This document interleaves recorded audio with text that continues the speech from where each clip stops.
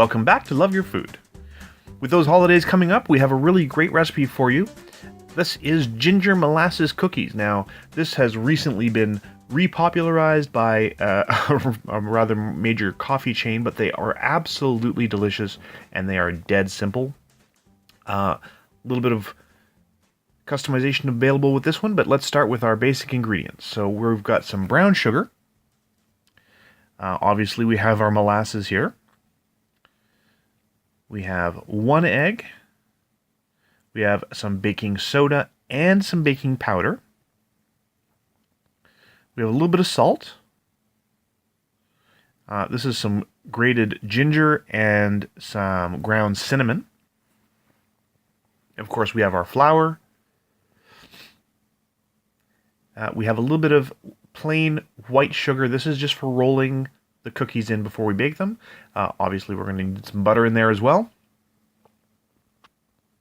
And we have a little addition of some crystallized candied ginger. And this is optional. We add it because it makes an amazing flavor. So we're going to start with our dry ingredients. So we're going to get everything in together here with our flour. We're adding the baking soda, baking powder, our spices. Of course, all of the amounts are going to be in the recipe below.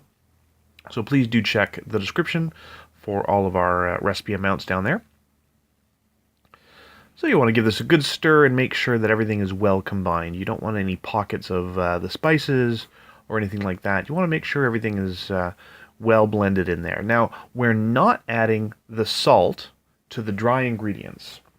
The reason is if we add it to the butter and molasses mixture, it actually dissolves a little bit better and you get a little bit more thorough distribution of the salt through the cookie dough when it's made. So once that's well blended, we're going to move on to our wet ingredients. So here's our salt.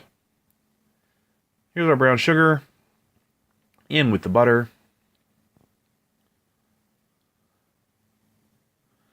And we're going to bring that over to our mixer. Now you can do this by hand. We're taking a little shortcut here. We're using the paddle on our mixer. And we're just going to give that a low speed blend. So once everything's in there and you're plugged in, you want to get that going. And we're going to thoroughly cream together the butter and brown sugar with the salt. We were hoping that would get the butter off the paddle there, but it didn't. So don't be afraid to get in there with a spatula and clear it off so that it works a little bit better.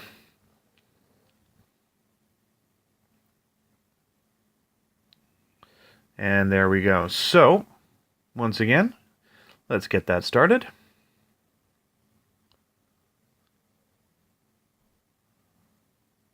And then we're going to keep going until it's nice and smooth like this, well and thoroughly creamed together. You want to make sure there's no pockets of butter or anything. You want to give it a good stir. Stir it up so that the bottom gets mixed into the top. And make sure that there's no just like big chunks of butter hiding anywhere. You want everything really well distributed through your cookie dough. So once that is done, we're going to add our molasses.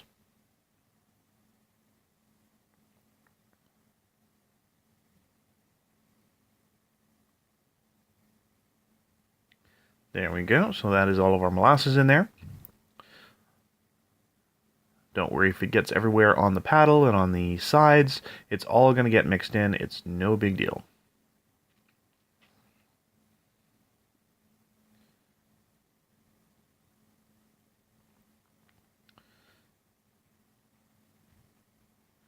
And then from there, we're going to add the egg as well.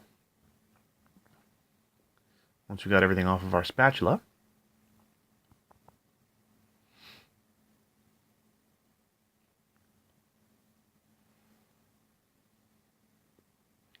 Yeah, there we go. And then back in with the paddle, and we're going to make that all blended together again.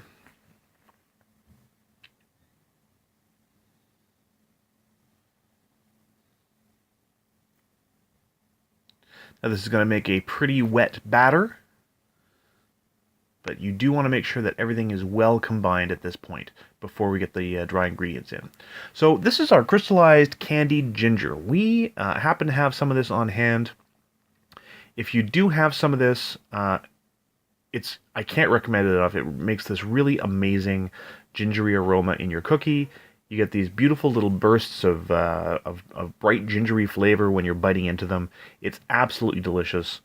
It's just chop it, give it a really fine little dice. And this will be a great addition if you have this on hand.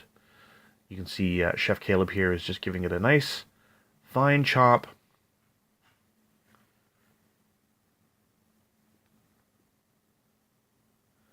And we're going to add that when we add our dry ingredients.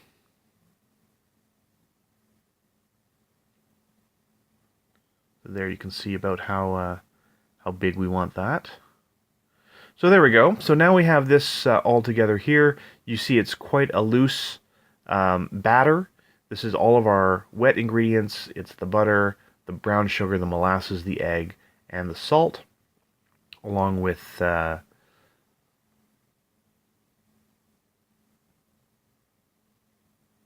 nothing else, honestly, yet. So you just want to make sure that there are, again, are no little pockets of molasses or anything.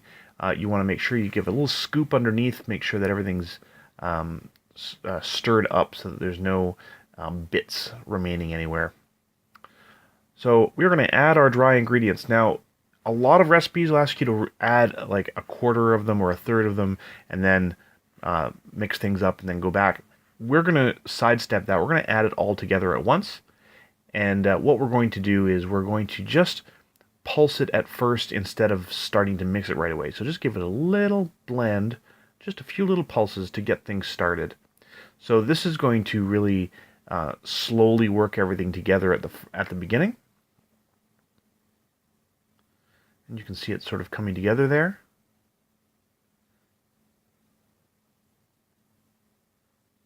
And then once you get sort of started there, we're going to just get it going on a low speed. And then we're going to add our diced ginger.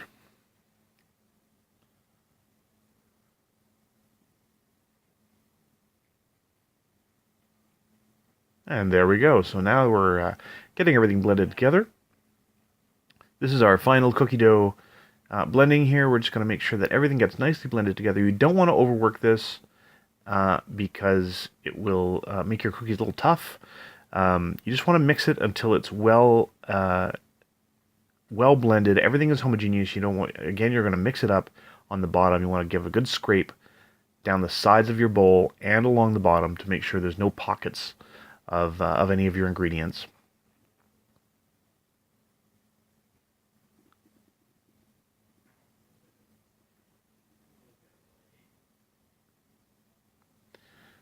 And then give it a little blend. Make sure that we're going only as far as everything well combined.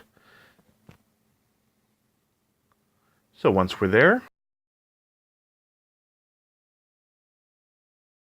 and all that's left to do now is we're going to make sure we get all of that off the paddle and off our scraper, and we're going to start making these into cookies. So unlike like a sugar cookie or anything like that where you'd normally be rolling this out as a dough, this is more of a batter. So we're just going to be taking small balls of it, rolling them into actual balls. And you can make these whatever size you like, but it will affect cooking time. And then we're just going to roll them in sugar. And that gives it that really nice crystal sugar texture on the outside. So just make sure they've got a nice little coating of the sugar on the outside. And then you're going to place them on either a silpat or a parchment-lined baking tray. And do give them a little bit of room because they are going to spread out. It's a lot of butter, a lot of sugar in there, and they are going to definitely flatten out into broader cookies once they've baked. So that's going to go into your preheated oven. So we have that going at 375, and we're just going to start that at 10 minutes.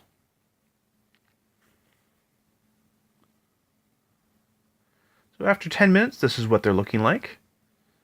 But they're not quite done yet, so we're going to give them another couple of minutes here, literally just a couple, so 2 more minutes in there. If you cook them a little bit longer, they come out quite crispy, so they're more like a ginger snap, which is fine for most people. We do honestly like them a little bit chewy, so we tend to cook them a little less. And there you go, they are done. So they have that really nice cracked texture on the top, a little bit of the really nice crystal sugar texture on the outside as well. Once they've cooled a little bit, but they're still pliable, you can take them off the parchment or the silpat and get them onto a cooling rack so they can cool a little faster, a little airflow on both sides, and that's it. These are delicious. They're really excellent around the holidays. They're nicely spiced, ginger and cinnamon. The candied ginger, of course, 100% optional, but really makes a beautiful, delicious flavor in there. And that's really it. So if you like this recipe, please do like and subscribe. If you have any recipes you'd like to see Chef Caleb try on the channel, please let us know in the comments below. And remember to love your food.